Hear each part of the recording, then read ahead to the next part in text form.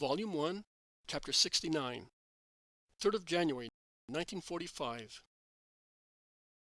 Jesus teaches Judas Iscariot. I see Jesus and Judas once again. They are coming out of the temple, after praying in the area closest to the Holy of Holies, allowed to Jewish males. Judas would like to remain with Jesus, but the Master objects to his wish. Judas, I want to be alone at night time. At night, my spirit gets its nourishment from the Father. Prayer, meditation, and solitude are more important for me than material food. Who wishes to live for the Spirit and lead others to live the same life must disregard the flesh, nay, I would say, kill it, to devote all his attention to the Spirit. Everybody must do that, you know, Judas. You, too, if you really want to belong to God, that is, to the supernatural. But we are still on earth, Master. How can we neglect the flesh and take care only of the Spirit? Is what you say not the antithesis of God's commandment? You shall not kill? Does the commandment not forbid also suicide? If life is a gift from God, must we love it or not? I will not reply to you as I would reply to a simple-minded man, whom it is sufficient to get to raise his soul or his mind to supernatural spheres, so that we can take him with us, flying in spiritual kingdoms. You are not a simple-minded person.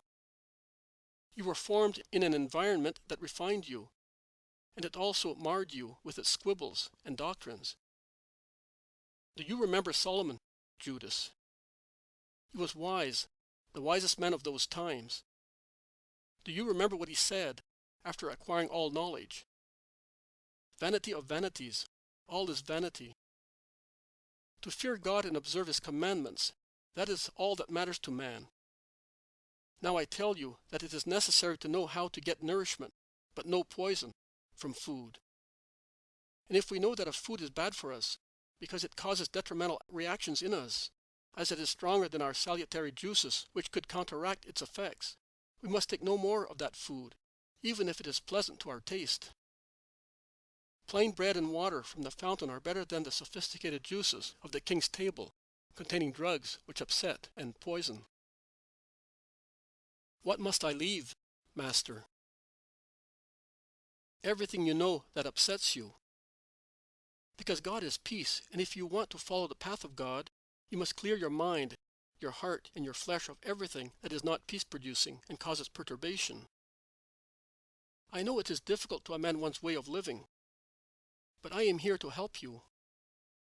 I am here to help man to become the Son of God once again, to recreate himself by means of a new creation, of an autogenesis wanted by man himself. But let me reply to your question, so that you may not say that you were left in error through a fault of mine. It is true that to kill oneself is the same as killing other people. Both our own and other people's lives are the gift of God, and only God, who gives life, has the authority to take it. Who kills himself confesses his own pride, and pride is hated by God. He confesses his pride? I would say his despair. And what is despair but pride? Just think, Judas. Why does one despair? Either because misfortunes persistently perturb him, and he wants to overcome them by himself, but is unable to do so, or because he is guilty and he thinks that he cannot be forgiven by God. In both cases, is not pride the basic reason? The man who wants to do all by himself is no longer humble enough to stretch out his hand to the Father and say to him, I am not able, but you are. Help me, because I hope and wait for everything from you. The other man says, God cannot forgive me, says so, because measuring God by his own standards, he knows that another person could not forgive him if that person had been offended, as he offended God. So here again it is pride. A humble man understands and forgives, even if he suffers for the offense received. A proud man does not forgive. He is proud also because he is not capable of lowering his head and saying, Father, I have sinned. Forgive your poor guilty son. But do you know Judas, that the Father will forgive everything if one asks to be forgiven with a sincere, contrite, humble heart willing to rise again to new life. But certain crimes are not to be forgiven. They cannot be forgiven. That is what you say, and it will be true only because man wants it to be true. But, oh, I solemnly tell you that even after the crime of crimes, if the guilty man should rush to the Father's feet, he is called Father, Judas, just for that, and he is a Father of infinite perfection, and crying, imploring him to be forgiven, offering to expiate, without despairing, the Father would make it possible for him to expiate, and thus deserve forgiveness and save his soul. Well, then, you say that the man quoted by the Scriptures who killed themselves did wrong. It is not lawful to do violence to anybody, not even to oneself. They did wrong. In their limited knowledge of good, perhaps in certain cases, they had mercy from God. But after the Word has clarified the truth and has given strength to spirits with His Spirit, then who dies in despair will no longer be forgiven. Neither in the instant of the personal judgment, nor after centuries of Gehenna, on doomsday, never. Is that hardness on God's side? No, it is justice. God will say, "You, a creature gifted with reason and supernatural knowledge, created free by me, you decided to follow the path you chose, and you said, 'God will not forgive me. I am separated from Him forever. I think I must apply the law by myself to my own crime. I am parting from life to evade remorse, without considering that you would no longer have felt remorse if you had come in my faithful bosom. And let it be done to you as you judged. I will not do violence to the freedom I gave you.' That is what the Eternal Father will say to the suicide. Meditate on it, Judas. Life is a gift to be loved. But what gift is it? A holy gift. So love it holily. Life lasts as long as the flesh holds out. Then the great life, the eternal life begins. A life of blissful happiness for the just, of malediction for the unjust. Is life a purpose or a means? It is a means. It serves for a purpose which is eternity. Then let us give life what is required to make it last and serve the Spirit in its conquest. Continence of the flesh in all its lusts, in all of them. Continence of the mind in all its desires, in all of them. Continence of the heart in all its human passions. Infinite indeed is to be the ardor of heavenly passions, love of God and the neighbor, obedience to the divine word, heroism in good and virtue. I have given you the answer, Judas. Are you convinced? Is the explanation sufficient? Be always sincere and ask when you do not yet know enough. I am here to be your master. I have understood, and it is sufficient. But it is difficult to do what I have understood. You can, because you are holy. But I am a man, young and full of life. I have come for men, Judas, not for the angels. They do not need a teacher. They see God. They live in His paradise. They are not unaware of the passions of man, because the intelligence which is their life makes them acquainted with everything, also those who are not guardians of man. But, spiritual as they are, they can have but one sin, as one of them had, and he drew to his side those who were weaker in charity. Pride, the arrow that disfigured Lucifer, the most beautiful of the archangels, and turned him into the horripilent monster of the abyss. I have not come for the angels, who, after Lucifer's fall, are horrified even at the shadow of a proud thought. But I have come for man, to make angels of man. Man was the perfection of creation. He had the spirit of the angel and the full beauty of the animal, complete in all its animal and moral parts.